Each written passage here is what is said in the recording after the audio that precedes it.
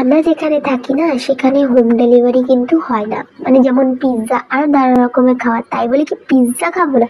তো আমি কিন্তু ফার্স্ট টাইম বাড়িতে পিৎজা বানালাম আর তোমাদের সাথে শেয়ার করলাম। হ্যাঁ, তো দোকানের মতো কিন্তু একদম খেতে হয়েছিল, কিন্তু 80%, 100% না, কিন্তু ফেলা যাবে না, দারুণ হয়েছিল। তো কিভাবে বানালাম, 250 গ্রাম ময়দা নিয়েছি, তার মধ্যে একটুখানি খাওয়ার সোডা দিয়েছি, লবণ দিয়েছি আর পুরোটা দই দিয়ে মেখেছি, হালকা একটু জল দিয়ে আমি ময়ম দিচ্ছিলাম।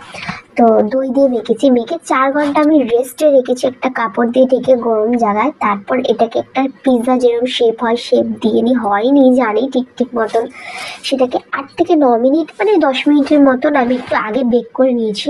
করার পর তারপরে শেজওয়ান সসটা দিয়েছি, তার নিচে বাটার দিয়েছিলাম, দেখাতে ভুলে গেছি। তারপর শেজওয়ান সসটা দিয়ে টমেটো কেচাপ দিয়ে চিজ দিয়ে দিলাম, আমার কাছে মজরেলা চিজও ছিল না, সেখানে কিউব চিজ আমি গ্রেট করে দিয়েছি। তারপর ইচ্ছে মতন টপিং দিয়েছি। আর এই দেখো, তোমরা কি দেখতে পাচ্ছ, আমি আলু সিদ্ধ দিয়েছি। হ্যাঁ, আমার ঘরে আলু সিদ্ধ ছিল, সেটাকে নষ্ট কেন করবো, ভাবলাম এটার মধ্যে একটু চাট মশলা আর একটু লবণ মিশিয়ে আমি এটা এখানে ইউজ করেছি। খেতে দারুণ হয়েছিল, মনেই হচ্ছিল না ওটা আলু। তো তারপর ইচ্ছে মতন ক্যাপসিকাম টমেটো পেঁয়াজ দিয়ে ওপর দিয়ে আবার চিজ দিয়ে আর বাটার দিয়ে দিয়েছি নিশ্চয়ই প্লেটটায়। তা এভাবেই করছিলাম একটা কড়াইয়ের মধ্যে। এখানে ওভেনও ছিল না আমার কাছে। তারপর দেখতেই পাচ্ছ অবিকল পুরো পিৎজার মতন দেখতে লাগছে। তো একটু তুমি হোমমেড বানাচ্ছ বলে যে এটা ওরকম দেখতে না, একদমই না। আর নিচটাও জলেনি, দেখতেই পাচ্ছ। আমি টোটাল এটা বেক করেছি 25 থেকে 30 মিনিট।